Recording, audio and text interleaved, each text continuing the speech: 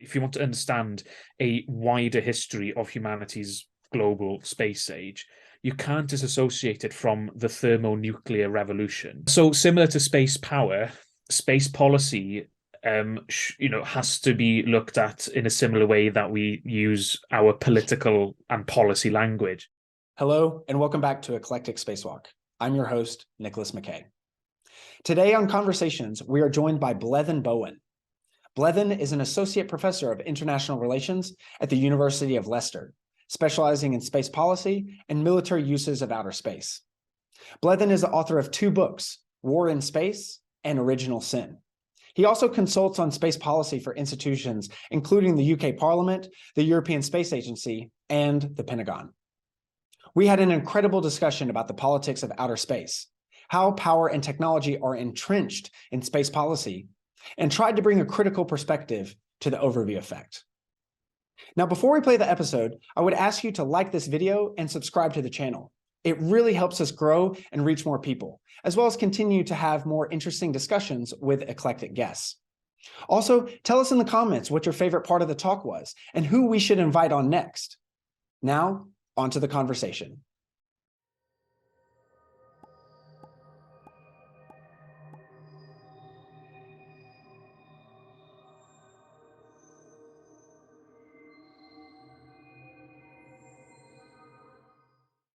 What were your earliest interests? Like, what were you the most curious about when you were growing up? I watched a lot of space documentaries growing up, a lot of popular science stuff about black holes and stars and planets and all that, and also watched a lot of sci-fi films. So I grew up with Star Wars on VHS and watched plenty of The Next Generation before watching The Simpsons at every tea time. So I always sort of liked stuff in space and play lots of computer games as well that had various space themes.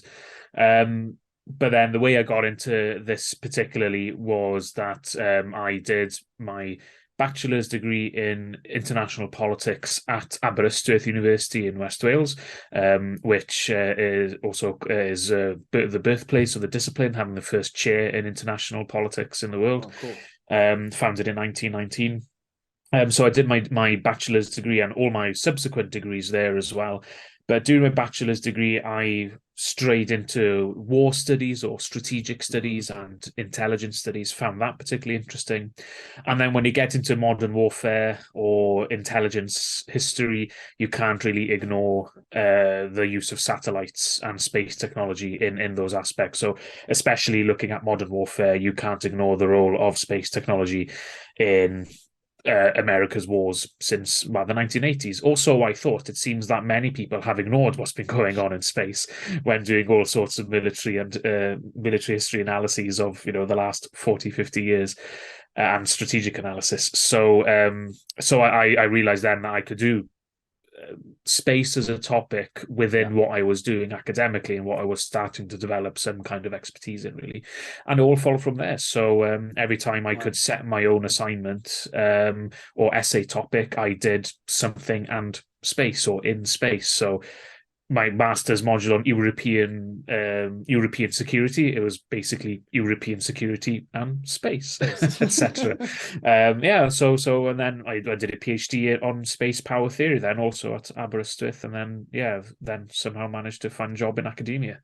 Okay, yeah. Well, one of the few apparently nowadays, to keep one at least. So it's a tough market. Yeah, Let's just agree. So I guess then before space, we'll get into that. Kind of tell us a little bit about maybe what first drew your interest of international relations, though. I mean, was it just kind of the play of nation states? Was it interesting technological development or something? Like what kind of drew you into that first?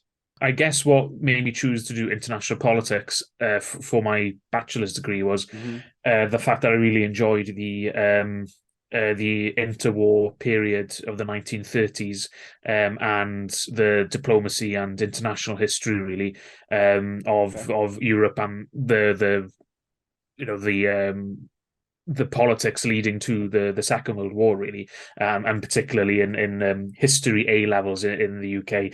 Many schools teach the British policy of appeasement with Neville Chamberlain. So that and that sort of like geopolitics, I suppose, between those countries got me interested in sort of international politics, really. And so that really is the one thing I remember anyway. I'm sure there are other things as well, but I always had an interest in military things. So I played a lot of strategy games growing up. I played Okay. a lot of Command and Conquer, Red Alert, Ooh, Age of and Empires 2? Yeah, Age of Age of Empires in Empires there? 2, Okay. yes, but Command and Conquer Red Command and Alert Conquer Red had a Alert was out very there. good backstory to it, an alternate history, an alternate, an alternate World War II, really, that Yes. happens between, a different Europe between communists and capitalists without nuclear weapons as well until the very end of the game. So yeah, those are sort of what pushed me into doing international politics and Yep. war studies and strategy. Okay. And then so up until now, I mean, you're a associate professor of international relations at the University of Leicester, specializing in space policy and military uses of outer space. So before I guess we get into much of the content, maybe let's just at a high level, like how do you kind of think about teaching, I guess, in a professorship, like, and teaching students maybe how to think instead of what to think? Like, how do you kind of navigate those tensions, obviously in a different academic world than maybe when the last couple, decades? So how do you kind of approach teaching in that regard at maybe a high level, and then maybe we can get into the specifics here in a minute. That's a tough question, really. Yeah. For those in academia, you'll know that training is very light, Yep. but that Give reflects it a the nice academy as go, well. Yes. That reflects the privilege of the academy in most countries where Yeah. there is that academic freedom. And also when it comes to the subject, especially for research active institutions and people and academics, like myself, like beyond us, there's nobody else that's actually qualified to tell us what we should be teaching. It's very Yeah. much a collaborative thing that you develop with your colleagues, especially when it comes to core modules, because everybody has their own particular ideas of what needs to be core materials. But that's always sort of a co-development within whichever institution you're in. But when it comes to your specialist modules, of course, if you do offer them, then yeah, it's very much you have almost complete freedom in terms of the curriculum, really, and getting and also teaching certain skills as well. So universities, especially in the UK, I can't speak for other countries, but in the UK, there's an emphasis on skills as well as a subject being part of mandatory curriculums now. But yeah, I mean that tension in terms of how to think and what to think. I mean, it's easier to teach the subject matter to students, just tell them interesting things to think about, and then they'll think about it in their own way. Yeah. I don't like telling students how to think. I mean, they can ask for, my thoughts and how I do things, but I know that's not how everyone does things, and everyone has their own way. I guess I'm quite chaotic in that sense, in that just sit down, read and think and talk about it. And people have their own ways of doing that. And I think it's about reassuring students who have, that imposter syndrome. And, and that I still have that. That never goes away. If you're not a massively egotistical person, you never get rid of imposter syndrome. But to say it's fine if you're a slow reader, just give yourself the time. If you end up reading things more closely, but you read fewer things, that's fine. You just have to adapt your work to reflect that quality of your work. And people who do that pick up on different things. And, our marking and assessments, reflect that, because we can tell when somebody's read something really closely or they've just done a scattershot approach to their work. So so I just try to make the subject engaging and interesting, and try to make the students as eager to read and find out more about it, or talk and think about it. And the learning skills or how to think will, I hope, follow from a natural enthusiasm in an interesting subject. At least that's my hope. But I mean, module evaluations are fairly positive, so I think I'm getting it right most of the time. Well, that's good to hear. Good to hear. Well, I would last semester I took a class, Introduction to Science and Technology Policy, and I really loved it. And that was again some of the spurring of all this kind of conversation. And one of the things that our professor did, Sebastian Hoffenhauer, if he's listening, basically we talked about a lot about discussion afterwards, like you said. So one of the things I wanted to ask you is I read a piece for that class called Gollum at Large, and it was basically by Trevor Pinch, and one of the chapters was about the Patriot missile effectiveness, and super interesting of how like the public relations campaign, marketing by generals was one thing, but then also the actual effectiveness rating, didn't really come out for years later until someone researched it. So do you have any, I mean, that like spurred my moment. So I was more the student in that kind of thing. Do you have any, I guess, maybe specific publications or things that come to mind that maybe is you get the most discussion or something, or is it maybe around topics in general? Because I'm not looking for a canonical piece in the in your repertoire, but I'm assuming there's probably one or a small section that maybe garners the most discussion or the most interesting kind of things. I don't know if you have that or not. So just wanted to, while we're here, might as well. So, well, I guess in my own specialist field of astropolitics, really. The one, I mean, a book that I assign that generates the most opinions usually is Everett Dolman's Astropolitic, with a K on the end. Okay. Mainly because the arguments are very easy to understand, so that's always a bonus, and it's well written, and is very contentious as well. So students often end up disagreeing with it. But then you usually have students saying, actually, the logic is actually very good and they can understand why the argument will be made. Yep. So that tends to set the cat amongst the pigeons in class quite a bit. That is an essential reading on both my space politics modules, and it's a demonstration of effective theory, but you can completely disagree with it on so many levels, but you still need to engage with it because you're better off having engaged with it than not. Yeah, right. So then I guess that this is where we kind of can shift gears and more talk about like kind of the meat of your research and stuff. But I think it'd be helpful to maybe ground some people because I mean, I've been reading it. You're kind of obviously kind of specialized in this. What can we kind of, I guess, maybe have a starting point? Would it be to start like historically how society maybe viewed space, and then we can kind of go into what is astropolitics, space power, and stuff like that? I think that might be a good grounding point. And historically, like what has society as a whole viewed space as, like as a starting, I know the international relations, space security, space warfare, strategy, all those kind of come in, and maybe you can just riff a little bit. But what should we kind of, before we get into the real deep down, what is something that we can kind of ground ourselves in of historically beforehand? Well, that question you asked is massive. Sorry for. Yeah. No. I mean, I can sort of answer that and see where we end up. But yeah, I think the different perspectives of, what is the last 60 years of humanity's space age, and like how do people think about it? Because the perception in popular media and popular history is not actually the bulk of the important stuff that's happened in space. And maybe that's the juxtaposition that was kind of maybe more, or the tension I was more getting onto is like maybe that exact thing of the mainstream kind of thing in popular culture, the right stuff and all that kind of baggage that comes with, those decades of space stuff. Maybe it's more like, what is the most cliche thing about space, is we're all in this happy-go-lucky collaboration club and we're putting it together. Because I guess the International Space Station is one of the easiest examples of that. Is we put so many countries and so many components and all that, and then it's the crown jewel of collaboration among humanity, etc. That's the cliche. So maybe we knock that down. Maybe we start there and then knock it down. Yeah, sure.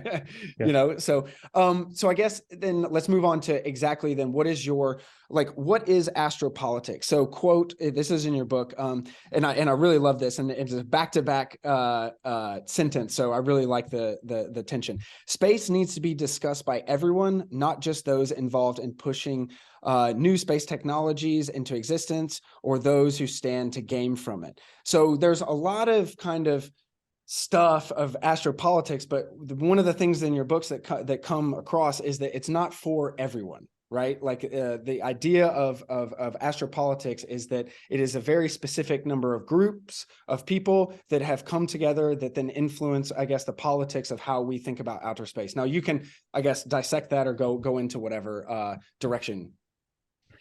Yeah, so I guess I would say that astropolitics is of interest to everyone. So to what's that famous line? I'll appropriate it for my own ends. You may not be interested in astropolitics, but astropolitics is interested in you. Love it. But so astropolitics is of interest to everyone and should be for everyone. But the point, I think, more specifically, is that space technologies were not necessarily developed for the benefit of all humanity and for everyone and for the whole planet, etc. So that universal language that is in the Outer Space Treaty of 1967, that is in almost every corporate spin about whatever space project they've got going, regardless of the actual merits of what they're doing. That language about, space benefits everyone, blah, blah, blah, is like, well, no, many space technologies were developed for self-interested reasons that benefited some and threatened or harmed others. And that is what astropolitics is about, is investigating and talking about the why and the how and the so what of everything that's happened in space, and not just space science and exploration, but the economic exploitation of Earth orbit, the construction of military infrastructure in Earth orbit, so those thousands of satellites whizzing around our planet, because they satisfy political and economic goals or military interests. They are designed to threaten other countries in some cases. So space technology is a massive, massive thing, and they're developed by different countries and different people, different organizations for their own reasons, because it costs a lot of money. People only do those things for very good reasons, because they could spend that money on other things instead. Okay. And then I guess so if we anchored ourselves in what is astropolitics, next I think we need to kind of also anchor ourselves in our, three-legged stool of understanding, if you will, is what is kind of space power as well. Celestial geography, quote, as you said, mirrors the power relations of terrestrial politics. Really like that. I think one of the biggest things that you kind of put forth is that we live in a multipolar world. It's really, space power is not, maybe it's dominated by, I think you used a group, I think the space group or something, the six kind of big. And then there's a lot of, smaller countries and organizations that follow suit. So how can we think about space power and what that means? So the best way to think about space power is that conceptually, politically, strategically, it's the same as sea power and air power, in that you're viewing it as an environment or a place that is used by from my perspective, mostly by states for their own interests, political, economic, military, industrial, whatever you can call political interests of a state. They're using space, and especially Earth orbit, for their own interests, as they are using other environments or on Earth. So space is not politically special or unique in that regard. We're already been using space for military purposes and economic purposes, especially Earth orbit. So one thing that really frustrates me in commentary, especially from the past three years, with the creation of the US Space Force, is that people think that space is now being militarized, when it's been militarized from day one in terms of the actual space age. The first thing to technically go into space was a V2 rocket. But that's quite a pedantic point. But if it wasn't for the military rationales behind rockets and satellites, so for nuclear weapons delivery and spy and communication satellites for military purposes, we would not have had the space age that we did. So a lot of the space science activities that people champion as, an amazing example of what humans can do and we can be better in space, those are riding on the back of massive investments by certain countries in missile and nuclear technologies, and that's the original sin of space technology. So that's what original sin really tries to hammer across in terms of the main argument or the main theme, really.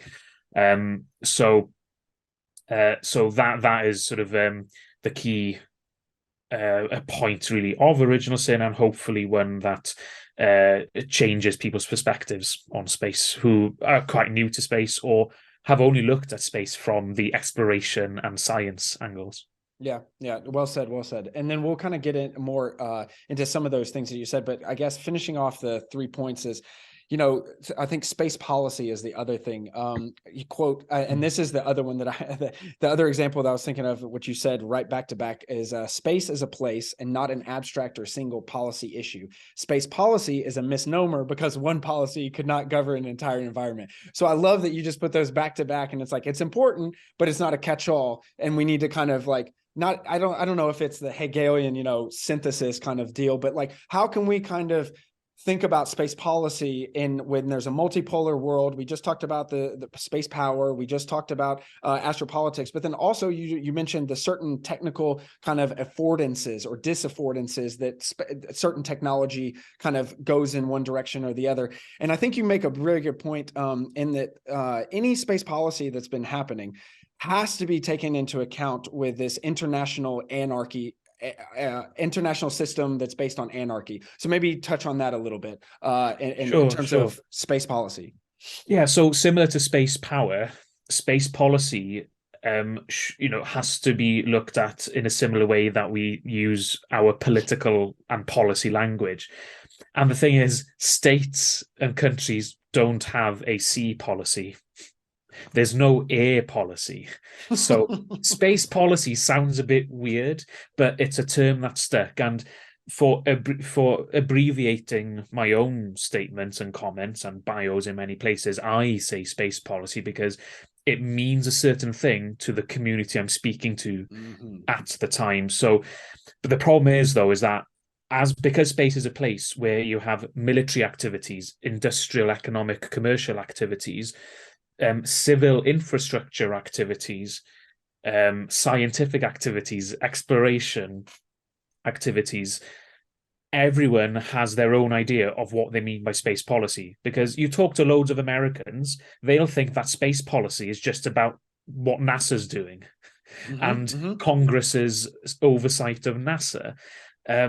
Whereas they never mention anything about the Pentagon or the intelligence community or American space industry or foreign policy and space. So what the US is doing at the United Nations, for example, to do all that in terms of norms and laws, international laws in space. So space policy can mean all of those. And I think only as a top level phrase, it can only make sense because you have to burrow down into the details with space policy, because you have to give it substance. Because I'm not massively interested in the finer points of space industrial strategy and policy. Right. I know it's important, but it's not my expertise.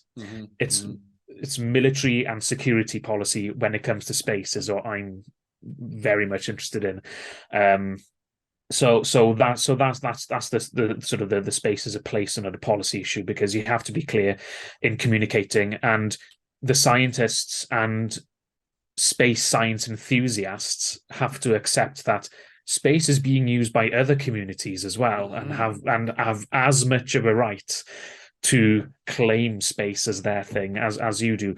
In the same way that you can talk about naval power at sea and sea power in that sense, nobody's really talking about marine science.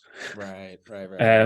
Only insofar as mapping, nobody cares about what marine biologists are doing when you're talking about the US Navy squaring off against the PLA Navy in the South China Sea. In the same way, then, that you have people like saying the sky is falling in because China's got a robot on the far side of the moon with a potato on it, worried that this is eroding American dominance in military powers. Like, No.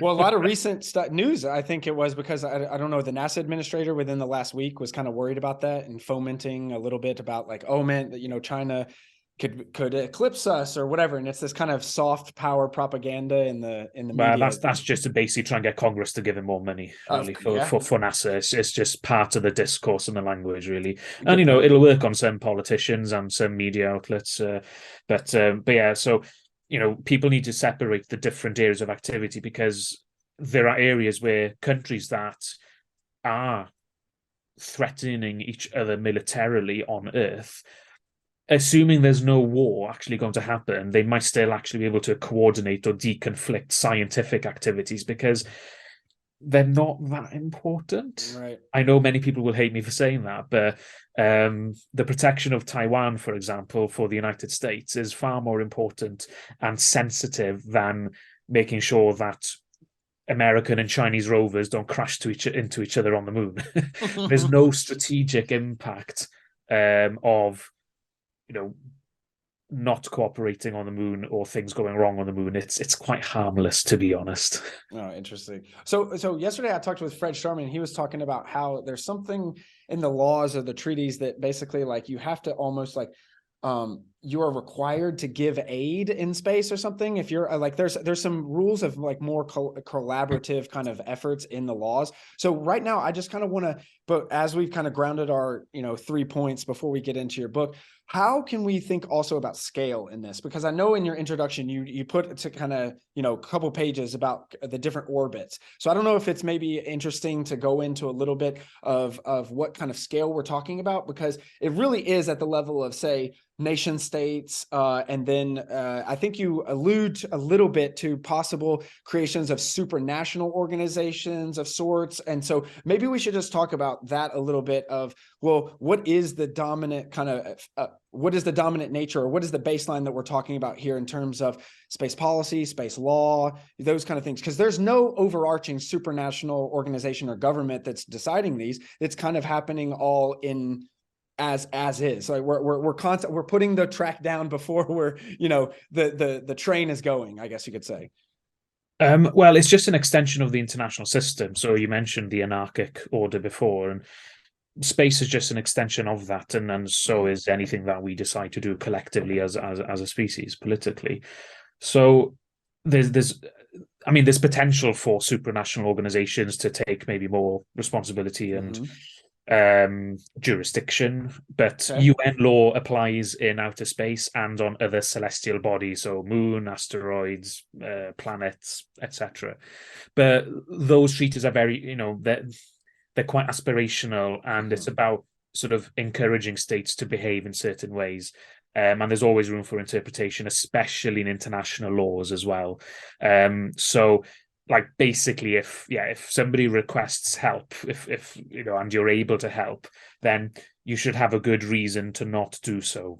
To try and not violate the treaty. But then if you are violating the treaty or not, again, it will be a matter for political and legal debate. If you look at particular parts of the Outer Space Treaty, it talks about refraining from causing environmental damage, things like that, but everybody's polluting Earth orbit. So, Article 9 in the Outer Space Treaty is already being violated, according to some interpretations of Article 9 about the Outer Space Treaty, about modifying certain environments. But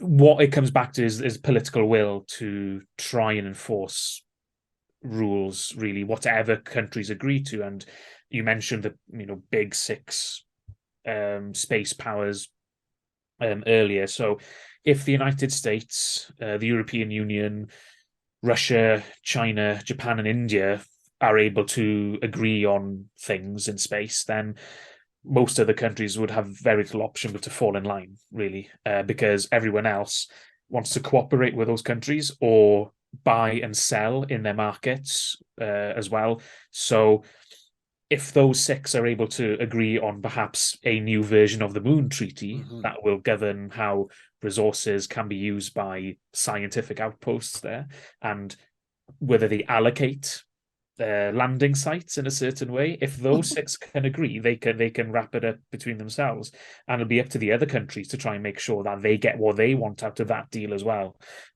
So a lot of the global south would have to think very carefully about what India would be doing in that, because as we've seen in 1976 with the Bogota Declaration, India and China were seen by many as global south states in the 1970s. Yes. But equatorial states tried to claim sovereignty into infinity above their territories, so into the geostationary orbital belt, so that countries would stop parking satellites above their territories in geostationary orbit.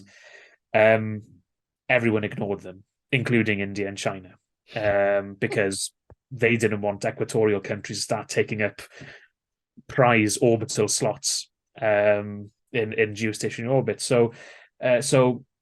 But those countries are also competing to influence those other countries as well. So you'll see in the Artemis Accords that the United States has managed to get more global south countries to sign up to the Artemis Accords as part of participation in the future lunar program with the United States. So those are reflections of the anarchic order, because what that really means is beyond the most powerful states in the international system, and what power means is a massive area of debate, but the most powerful states basically have to police the system themselves, because there's nobody above the state to enforce anything that you might call a collective will. So if the United Nations Security Council rules that we need to invade somewhere to prevent genocide or something, it's the UN Security Council's biggest military powers that have to commit the resources to do it, because the United Nations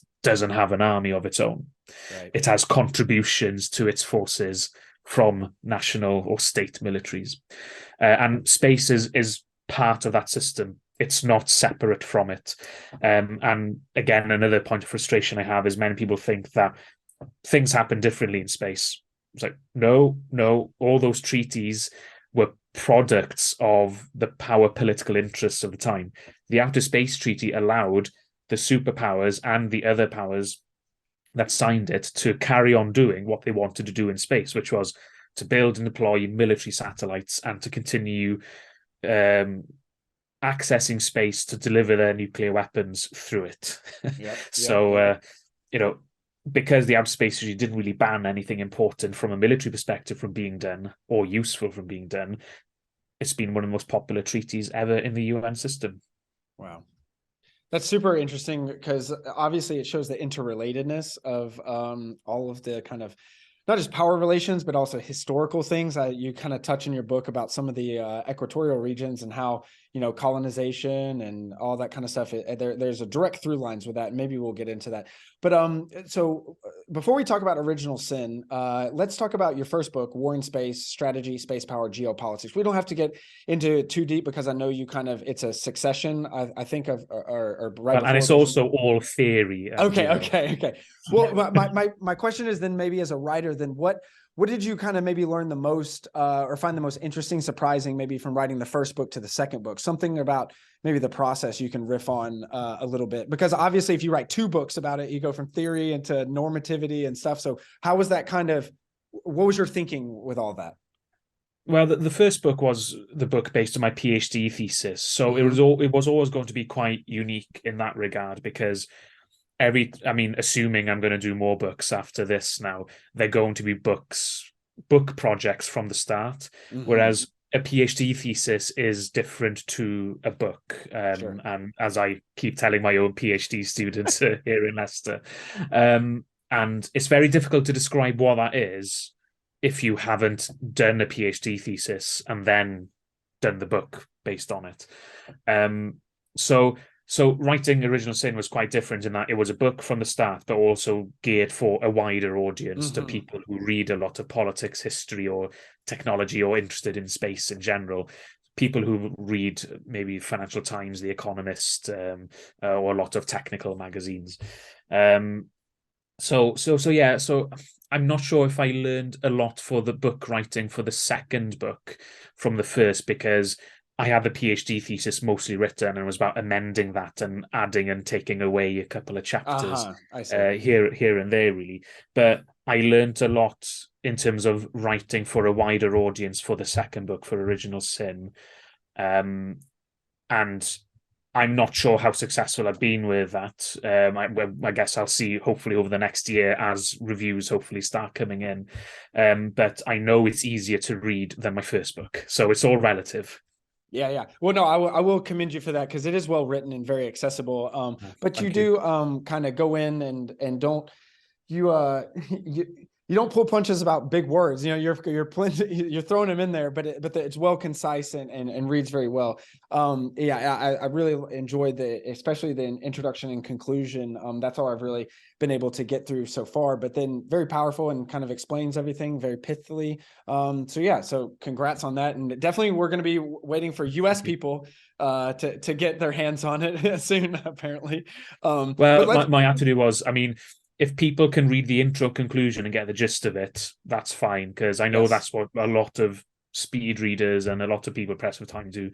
The first book, War in Space, is very theoretical. It's a very niche book about military thought as it applies to outer space and what I think works in terms of military thought. And so it does a lot of, Karl von Clausewitz, who was a 19th century Prussian military theorist and philosopher, but also Raoul Castex, a French naval theorist and admiral in the 1920s and 30s, quite a few British military theorists, but also Russian and a bit of Indian and Chinese naval thought as well, really.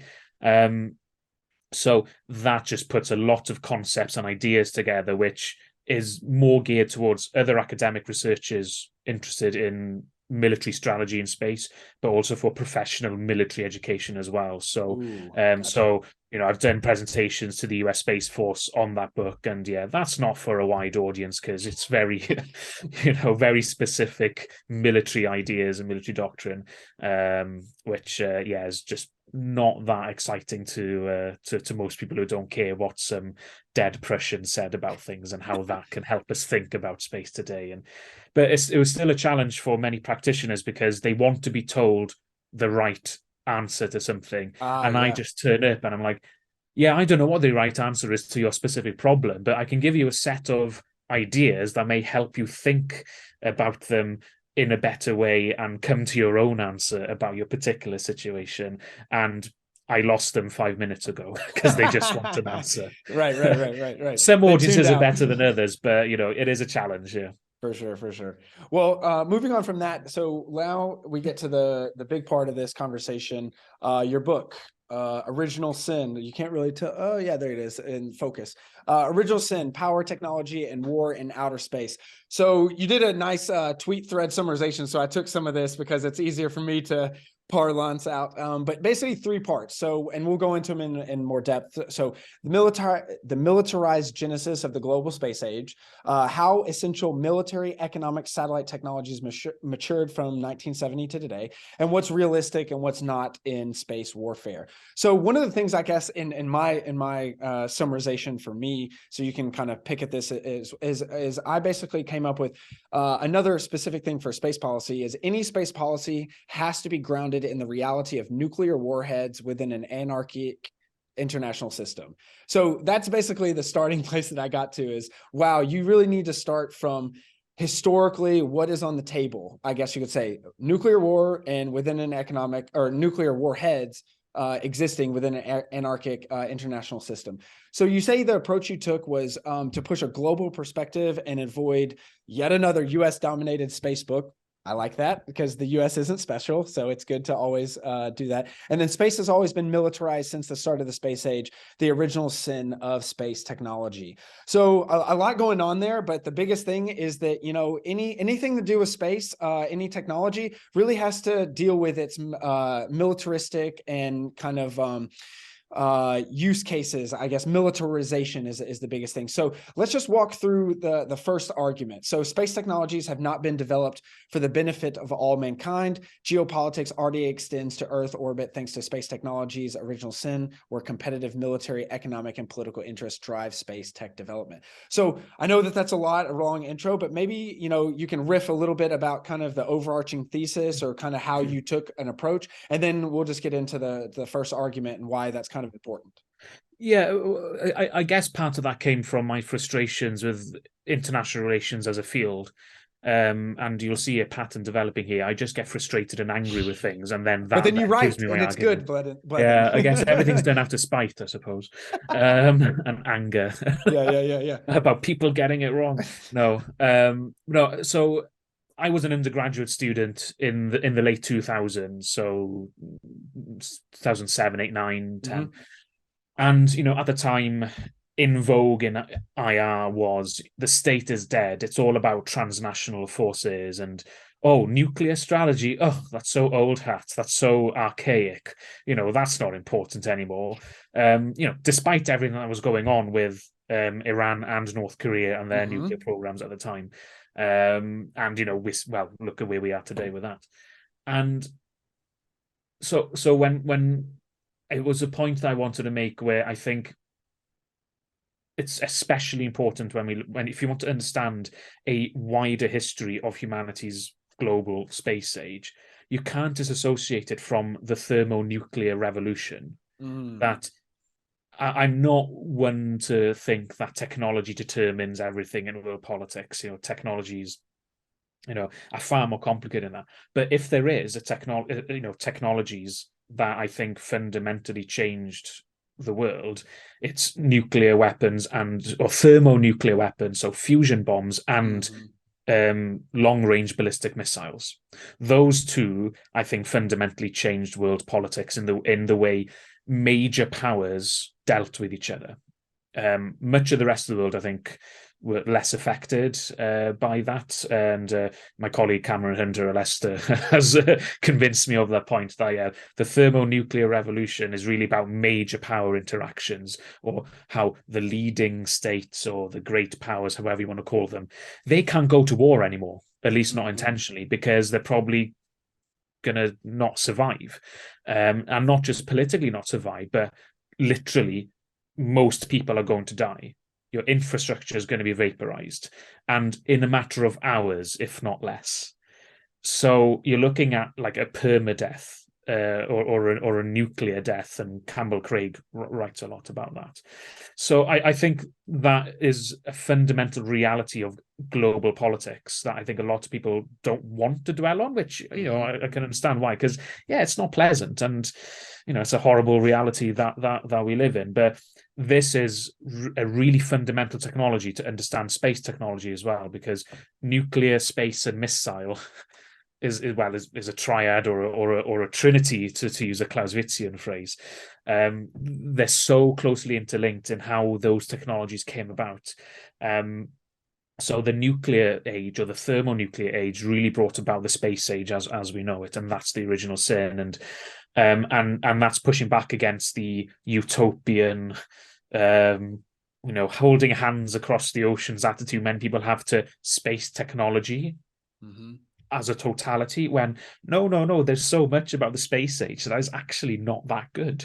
That is actually quite worrying. That is actually made many problems worse, whether it's nuclear war or continuing imperial practices in the 60s and the 70s, and building launch sites in imperial territories or colonized lands. So there's a lot of bad stuff going on, and people haven't really paid much attention to it outside of the niche area of space history, space politics, and increasingly anthropology in space as well. Yeah, and I guess one of the things to get out of that, or go more into depth about, is kind of in my forte, is this science and technology studies, and what you said. Dr. McCarthy says about tech, quote, "It's not that it develops outside of human agency, but outside of some humans' agencies." End quote, "the lofty for all mankind language is not helpful or accurate." Very much so. I mean, if space tech has an original sin of its militarized heritage, and then some particular human agencies are used to develop it and use it, et cetera. Well, then we're going to get a skewed, or at least a narrow, at the very least, way of thinking about it, way of implementing it. So maybe you can just talk a little bit more about some of those affordances of tech, of that, it really comes from international politics, the economy, and industrial centers. There's a lot of things about the space age that are not about, as you say, not boots or rovers on other planets, but, where is this stuff being developed? Who is developing it and why? So maybe we can just riff a touch more on that before we get into the second point.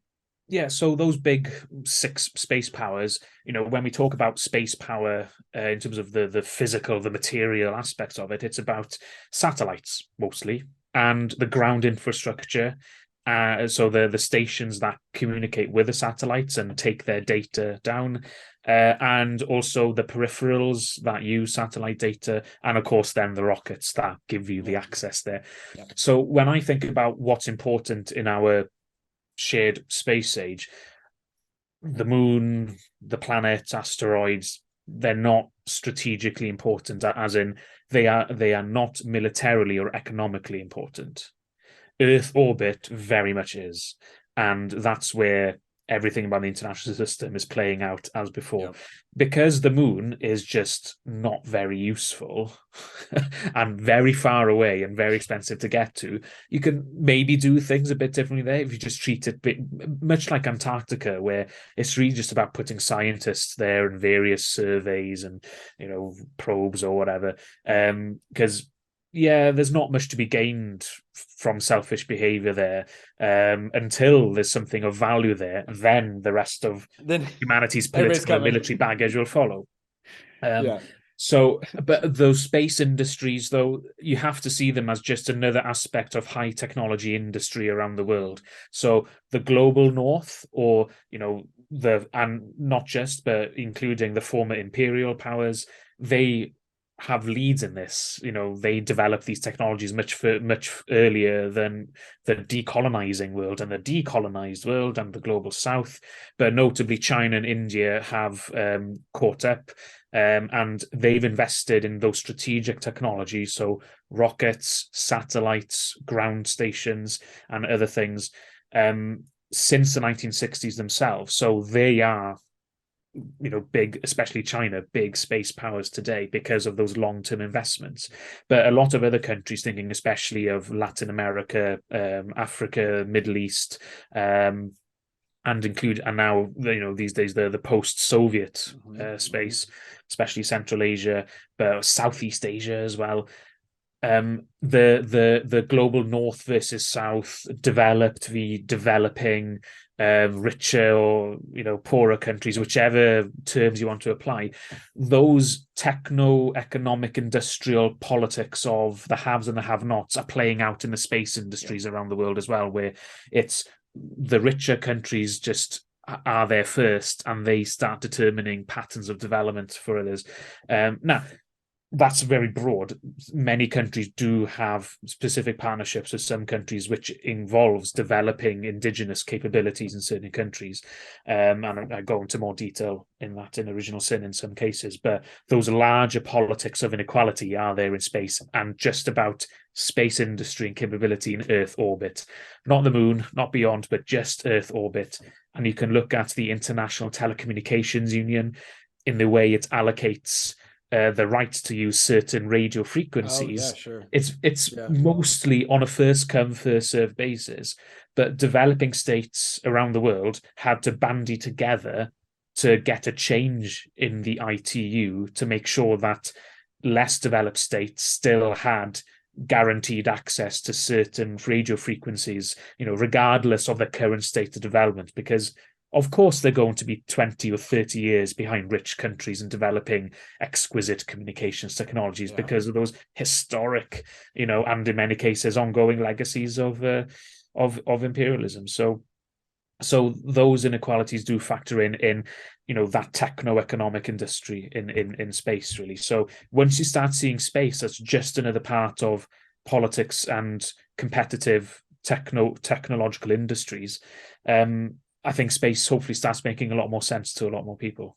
Yeah, well said. And then, so moving on from, I guess, the militarized heritage of the space tech, like the second point you really say is kind of, we kind of laid the groundwork for all these things about how it really is a specific, groups of nations, specific, value systems laden in. But then you get to the second point is we also live in a global space age, and the USSR and USA, again, led in those kind of early, Cold War years, and many others were fairly strategically anonymous by the end of the Cold War. But then you said many more states have done the same by today. Space is open to all states, not just the big powers. And I really, I guess let's kind of unpack a little bit of that, is because new technologies you mentioned of things of like Starlink, et cetera, but then all of a sudden, Ukrainian dependence on that we've seen in the war, but then also UK's dependence on US military satellites. So maybe talk about that. And then also a huge instance that I think has come up recently, not just with like the Mount Leucaya, the telescope in Hawaii, et cetera, is that a lot of these things, like you were kind of alluding to, have a very colonial past, and very much so. And then you mentioned some of the work of Alice Gorman and stuff. So try to get her on the podcast at some point in time. But then there's also histories of Kenya, Australia, Kazakhstan, French Guinea that, we've kind of, people have probably heard about missile launches or whatever. But then let's kind of try and unpack that, how we do live in a new kind of era. This is not the Cold War anymore, but there are tendrils of history still kind of latched on. But how can we think of, space is open to all states, not just the big powers, but at the same time, the big powers have a huge lead. They have a giant lead in this. I would disagree. I wouldn't say that we're in a new era. Okay. Really. I mean, for me, the new era was 1950s, 1960s, when there were a lot of thermonuclear bombs being put onto missiles, long-range missiles. That was the new era, and then we're still living. That for me is a new era. But then, I got you. I mean, I know the Cold War, end of the Cold War, of course, is a very important moment, absolutely. But I guess in terms of understanding maybe not multipolarity, but the plurality of actors in space. It's not 1991 is not some threshold or, I hate what's this with inflection point. I hate that. I love it. Because as I mentioned earlier, China and India, but also France, Britain, Israel, and many other countries, Brazil, for example, and Argentina, they were doing a lot of stuff in space during the Cold War. So it's not, 1991 is not some sort of flip, and now there are loads of things happening on, because but yeah, I mean, that was a balance that was difficult to strike in the book, because the United States is the most capable space power across pretty much every measure you could probably think of. I mean, there'll be a couple of countries that have some very niche capabilities, especially maybe space exploration, like Japan can do an asteroid landing, and I know America's just in the DART thing, so I don't know how transferable those technologies are, but those are really specific and niche. But if America puts its mind to it, it'll just do it, and probably quicker and better than most of the countries. If it decides to funnel its resources into that as a priority, but that doesn't. I don't think that's taking away from the reality that just because a country is the most powerful doesn't mean that we shouldn't be looking at what everyone else is doing. Maybe because it's my Welsh background speaking, but just because you're a small country doesn't mean you're not worth looking at or investigating or speaking about or understanding or engaging with. Like, I'm used to the idea of small states before it became a fad in IR. It's like, yes, there are small states. Some of us knew this already because we're from them. Literally, and Britain is a small state. I'm from a small country. I'm not necessarily from a small state, but Britain is a smallish, middling state in space. And it has to find its way amongst much bigger powers, and of course it's now outside the European Union. So just because somebody's more powerful doesn't mean that we shouldn't be looking at others, and it takes away a really important part of politics, I think, which is to engage with I mean, this is not always the correct word, but the minority view, or the other, whoever you are, there's always another. And it's like, yeah, power shouldn't determine what we look at necessarily. It's just one thing among many that we need to consider when looking at something. So, you know, you want to look at small states in space, absolutely, and there's some good research coming out on that now. And so another challenge to doing that was that one, because of my language constraints, in terms of writing original sin and researching for it, the English language sources are of course dominated by the United States. Because they're the biggest, they have done the most, and they have been the most transparent about it as well. So, whilst it's true that America probably has the most secrets, they also have shared the most information as well because they've done so much. Yeah. Whereas, of course, I can't really access primary documents in or secondary literature in other languages. And you'll be surprised to learn that there's not a lot written in Welsh on space policy. So Welsh doesn't really give me any new insights there. But so many examples I had were American, so I really had to go and try and find and then highlight examples of space technologies and stories that didn't revolve around the US. So I tried to tell the SATCOM story by looking at India, for example, and its cooperation with NASA on the SITE satellite television program, and the way that was used by the Indian government to push forward certain ideas about development and technology, and how certain elites in the Indian political community sort of had their own ideas as to what counts as success, for example. So the work of Asif Siddiqui is really, really useful there. So that was a real challenge, and I don't see that a country is more effective, therefore it's not, there's no global element to it, and you don't have to be a space power or interested in doing things in space to be affected by the space age. So you mentioned the imperial and colonial aspects. So if you're one of the local communities in Kourou in French Guiana, you've been directly impacted by the space age, even though statistically, your background, people of your community are just not involved in the actual work of space at all. You've just been displaced by it. You can look at the Chagos Islanders from Diego Garcia, moved out by the British to make way for an American military base, of which there were, in which there was satellite communication systems, including systems that supported the Apollo missions. So there's that imperial legacy of people being on the bad receiving end of space technology. So we need to look at things beyond the companies or the countries doing things in space and looking at people affected by space. And so it's getting away from just looking at the big and the powerful doing stuff, and that space is open to everyone, and everyone should have an interest in it if they're interested in technology and politics on the largest scale there is. Yeah.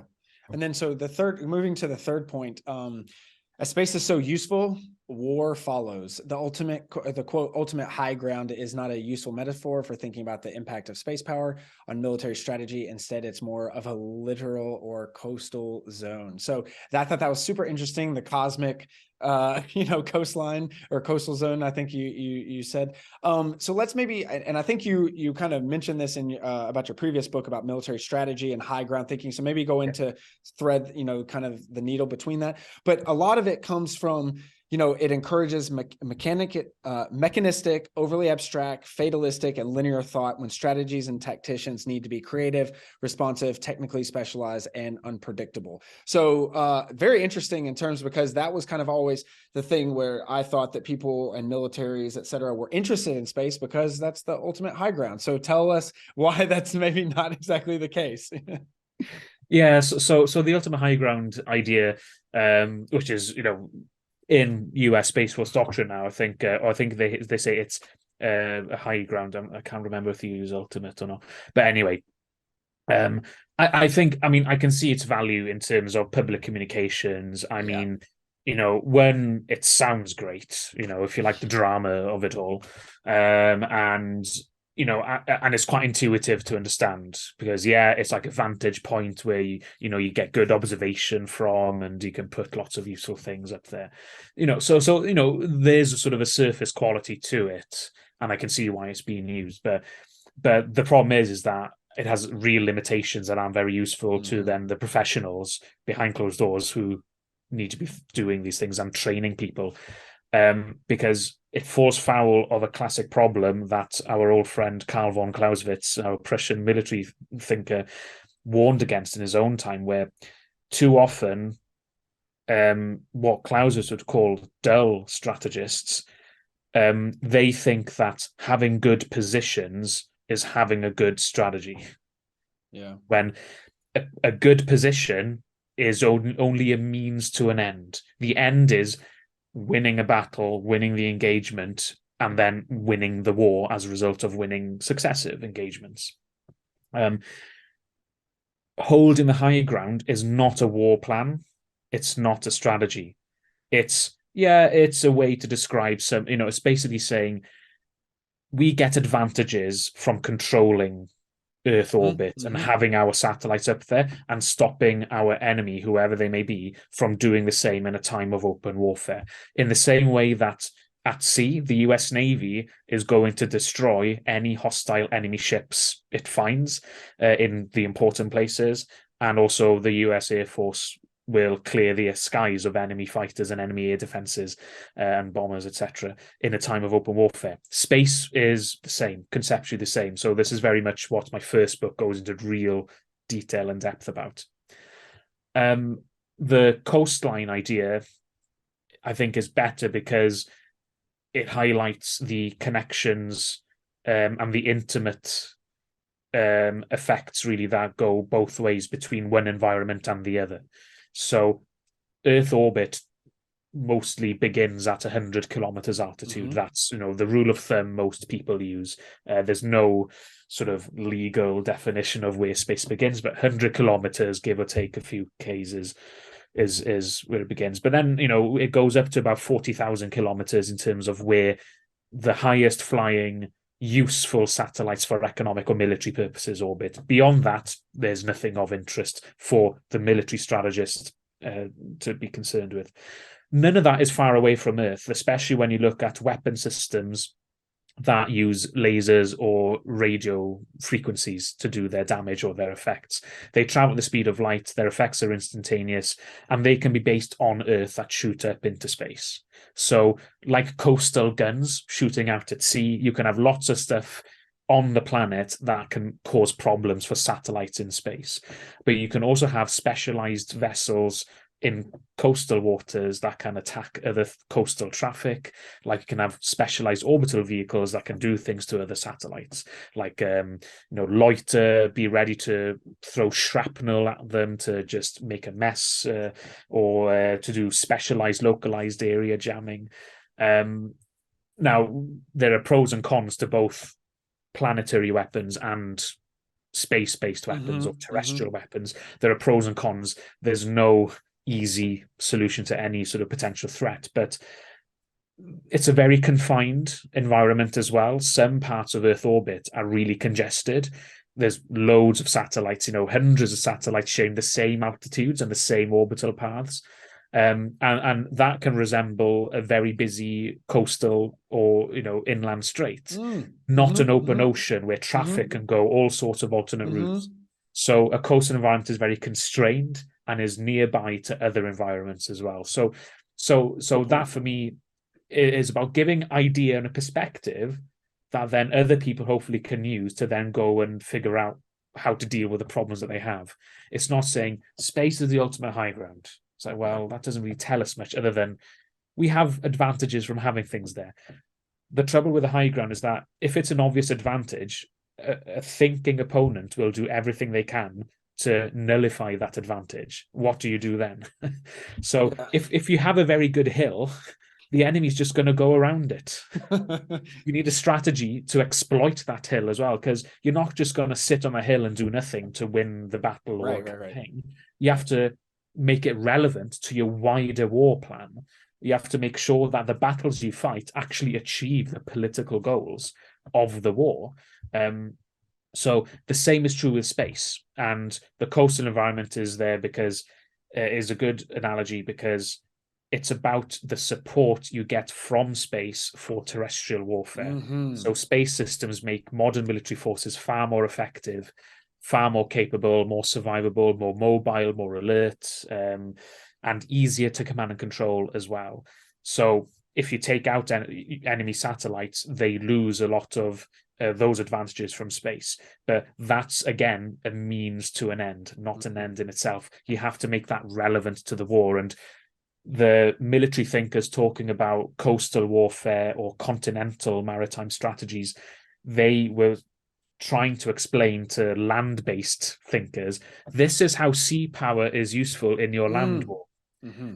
And in the same way that those of us doing space, and the Space Force in particular now in the United States, they have to go and fight their budget battles in the Pentagon, explaining to the people doing the terrestrial environments, this is how space helps you. This is why we need the money to do these things. And this is why we might need your help to take out some things, because we might lose these satellites and therefore you need to help us, help you. It's about that interaction that you don't get with that ultimate high ground or even the oceanic blue water expanse view of space, because everything's just in Earth orbit. We haven't gone very far physically. Right.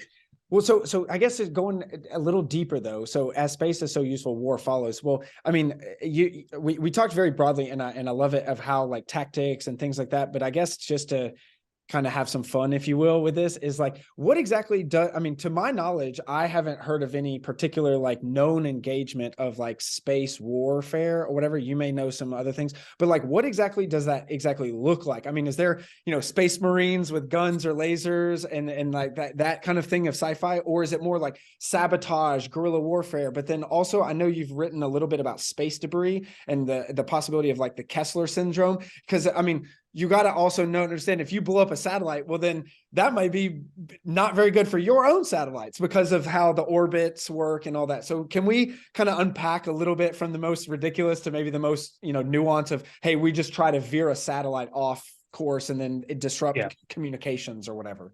The best distinction I can think of, which is in both books, is to distinguish between hard or soft kill. Yep. So hard kill basically refers to things that physically destroy a satellite. So that could be anything from a nuclear bomb detonated in orbit that destroys satellites through the fireball, if it's caught within the fireball, or over time fries the electronics of a satellite through the enhanced radiation that it pumps out. So it makes it physically unusable. So that's physical destruction. But also you can have just explosives, so you can throw in like just bits of shrapnel, so like an explosive weapon system. And the Soviets and the Americans looked at those in the Cold War, and the Soviets flight tested a few of those systems. Called one of them was called the Satellite Destroyer, or IS. And then you can also have kinetic ramming systems, so a missile sends up a kill vehicle and basically goes and rams a target satellite, and then it goes off of orbit, blows it to smithereens. Okay. So those are hard kill, where you physically destroy a satellite. Soft kill refers to electronic warfare or radio jamming, which I mentioned, and that's basically making the radio frequency of a satellite that it uses unusable. Another thing you can do is spoof a signal. So you implant false data or false signaling to a radio system so that it gives off the wrong coordinates, for example, for GPS. So GPS spoofing means giving false navigation data. And that's the plot device in the James Bond film Tomorrow Never Dies, where a mad media mogul, can you imagine one of those, basically sending a British warship into Chinese territorial waters by spoofing the GPS signals. And the British ship defended itself thinking it was in international waters and triggering a massive sort of nuclear crisis between China and Britain. And that's possibly the only realistic depiction of anything we could call space warfare in a James Bond film. So, we're not looking at Roger Moore in tinfoil anytime soon, as in the film Moonraker. Yeah. But and then another major aspect is of soft kill is cyber warfare or computer network operations, computer network attacks. And Russia's been doing that against Ukraine. So the Russians hacked into the Viasat system. So that was Ukraine's, I think, command and control satellite service, because they were buying it off the market. And the Russians did some cyber attacks and broke a lot of modems early on in that conflict. So there are lots of instances of radio jamming and cyber warfare or cyber intrusions with satellite control systems. They've, apart from what's happened in Ukraine, I'm not aware of major instances in times of open hostilities otherwise, but I wouldn't be surprised if there's a lot of electronic warfare in various proxy conflicts during the Cold War or various wars that have happened in the last 40, 50 years. It's just that there's not a lot out there on it because electronic warfare is massively sensitive, and the basic principles are known, but the details are so sensitive.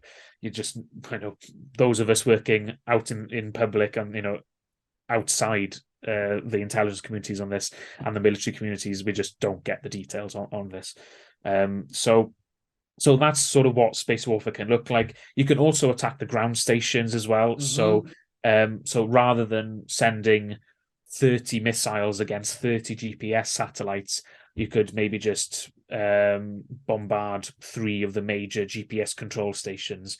Now, I don't know how effective that would be.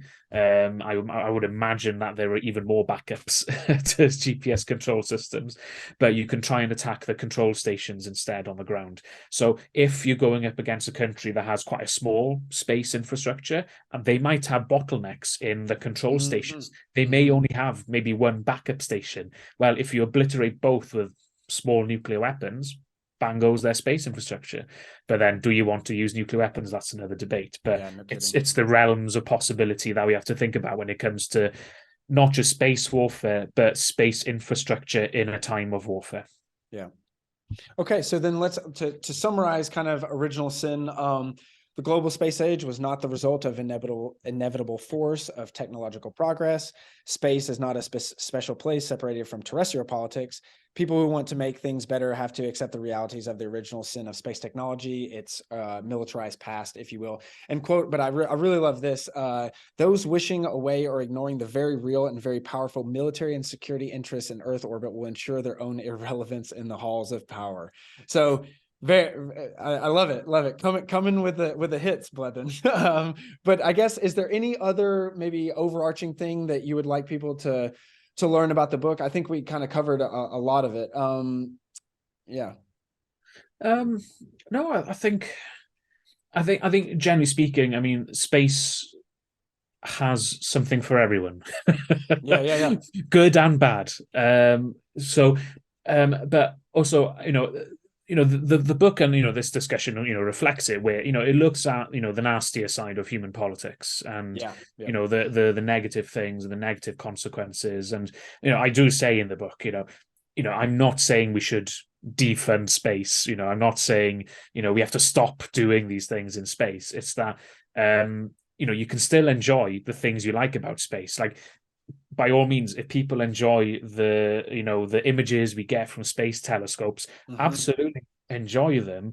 But when you then stray into thinking, oh well, this is why the space age is so fantastic and amazing because it's given us all these things. Like, well, no, there's a bigger story to it than just that.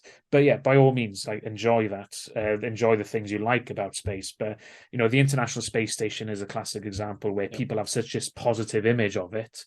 And yet it was a product of 1990s geopolitics and cutthroat geopolitical bargaining. So in the book, I talk about how Russia broke a deal it had made with India to sell cryogenic engine technologies in order to get onto the International Space Station program, because the United States made it part of the deal.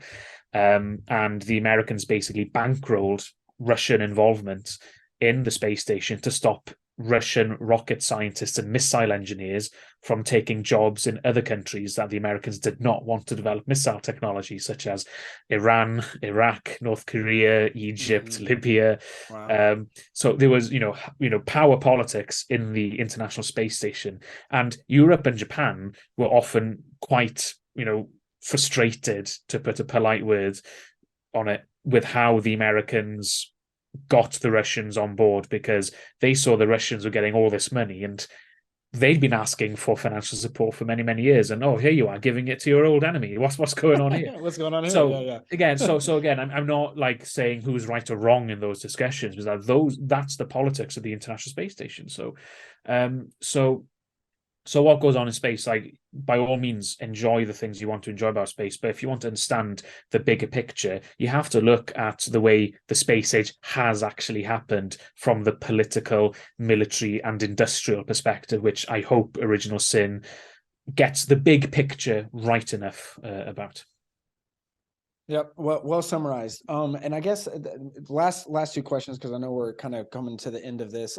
How do you take all of this research, academia, writing, et cetera, into your work for consulting on space policy? Because I know you kind of do some stuff for institutions, including the UK Parliament, European Space Agency, and US born and bred, the Pentagon. So how do you kind of navigate that, like of being kind of an academic, a person who's really writing about this stuff, but then also giving kind of consulting, I guess, that is more normative? I don't know. I'm not in the consulting game, so maybe you can kind of just talk a little bit about that. I don't know. I mean, I guess because it's not that different, to be honest. I've done one policy brief for a class, Bleddyn. That's it. Yeah. I'm not saying I'm representative really, but in terms of what I do, because a lot of my work is quite conceptual and theoretical, or talking about big picture stuff, as opposed to narrow sort of policy stuff, unless I've deliberately prepared for something specific.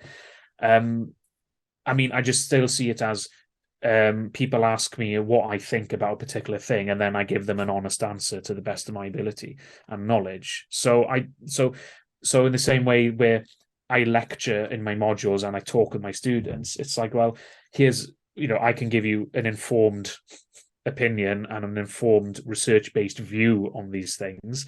And that's what I do to policymakers as well. Yeah.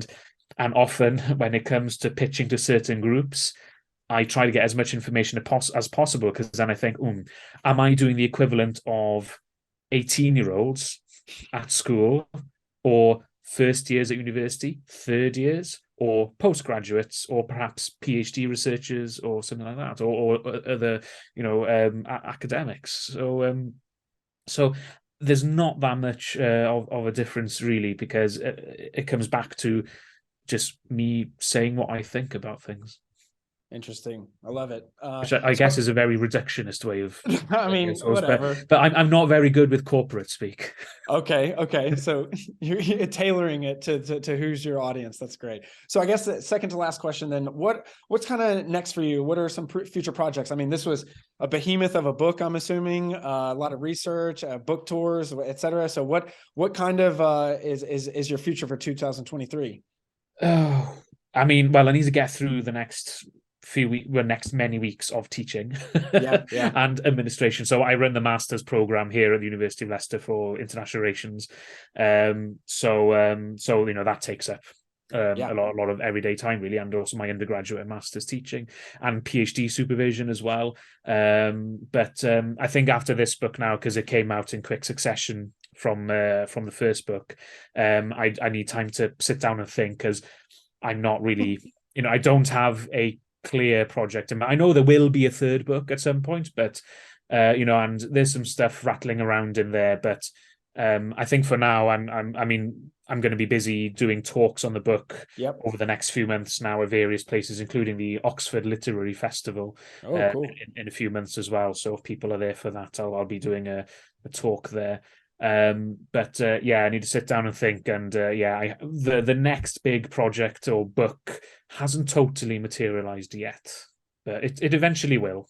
But Okay, well, in time, we'll have you on again when the next book comes around. But I guess it'll be about space. Okay, well, naturally you're invited. So, okay, so the last question, and this is a little bit of an interesting one here. Usually I always ask kind of my guests, like what they would kind of say if they were experiencing the overview effect, seeing the Earth from the International Space Station or the moon or something like that. Because I did think it was a very powerful kind of tool, I guess, in my thinking of sorts, but now I've kind of come around to being way more critical about it. And I think before I had very much of like most a naive kind of frontierism of, oh, we're pushing, human thought and endeavor and whatnot, et cetera. And then now I really kind of the only thing I think that space or overview effect is useful for is then looking back at Earth, keeping ourselves grounded. How do we think about this? How do we live, et cetera? So you have some interesting words for the overview effect. Quote, I take aim at the mindlessness of the overview effect mantra and the madness of Martian libertarians. So I'm with you on the madness of Martian libertarians. So then let's maybe put on our critical hat. And so I won't take the mindlessness, but how can we be critical of the overview effect and like what we think about it, and maybe expand and kind of evolve that first type of thinking that was very present in the start of this global space age. So let's just talk about the overview effect and how can we be critical. So the mindlessness really comes about. It is that mantra of believing that such a powerful force exists. So it's not about people who genuinely believe what people say the overview effect is. So yeah, if you have your universalist views where, the planet's so fragile, or shouldn't we all get along? Like, people genuinely believe that. That's not the target here. It's the belief that if you go into outer space, you will believe this. It's like something a little bit cultish to that, isn't it? But also, it's bad social science. Yeah. And it reflects the fact that it's often scientists and engineers who talk about it who don't do social science research. So, for one thing, the people that go into space are from particular backgrounds. Yep. And, it's not a representative sample of people. Yeah, what is it? 600 around of, say, 10 million humans since the start of 2 million years ago. There's been 10 million humans existed. So and that's before then you look at the sort of the political and economic and social infrastructure structures around doing that, because lots of people trade the public image based on space, and that's a public image and a popular image people want to portray about, this is great and blah blah blah. And there's some people I would wonder, are they genuine beliefs or not, because they're cashing in on a certain image about the astronaut for their own financial gain. Not everyone, but there are some people I think, really. But then also, I mean, there will be people who already believe that without needing to go into space, or they go into space and they're just saying what they already believed. So you have to demonstrate that you have people who are totally hostile to the idea and then become zealots of it, or also not every astronaut does have those feelings or doesn't evangelize about it either. So it's not like you've surveyed every astronaut either that's gone and done it and had a clear definition of also what the overeffect view actually is. So the mindlessness is about the bad social science of claims about the power and the influence of the supposed overview effect, because there's so much I guess there's a lot of cynicism about space, and a lot of people who work on space, who are interested in space, only ever talk to other people who are interested in space, inside baseball to themselves. Have they actually spoken to people who don't really care about anything to do with space? And a lot of the people who grew up with Apollo and have this amazing rose-tinted view of Apollo seem to forget that most US public opinion was actually against a crewed lunar mission for most of the Apollo project years, and also it became an object of derision. We've all heard the phrase, well, we can put a man on the moon, but we can't do this. Yeah. It's become an object of derision. So, and lots of people question, oh, well, that laboratory in space is a bit of a white elephant, isn't it? And I think I don't know, it's just not convincing, and it's bad social science. So that's where that mindlessness line comes from. Well, I mean, now we're thinking a little bit more critically about the overview effect and obviously the material global politics of astropolitics. So I think that's all the time. I think it's that we went through a lot. I think this was very useful, especially for me. And I just wanted to make sure to, thank you for your research, your eclectic mind, and obviously for coming on Conversations, Bleddyn. Really appreciate it. Thank you very much for having me, and look forward to another conversation in future. What a thought-provoking conversation with Bleddyn Bowen. Lots of great topics on important issues within the context of power, technology, and outer space. Make sure to pick up his book, Original Sin. And we thank Bleddyn for coming on Conversations. Before we go, please like this video if you find the conversation interesting. Leave a comment about your favorite part of the episode or who we should interview next. And please subscribe for more eclectic content. Until next time, ad astra.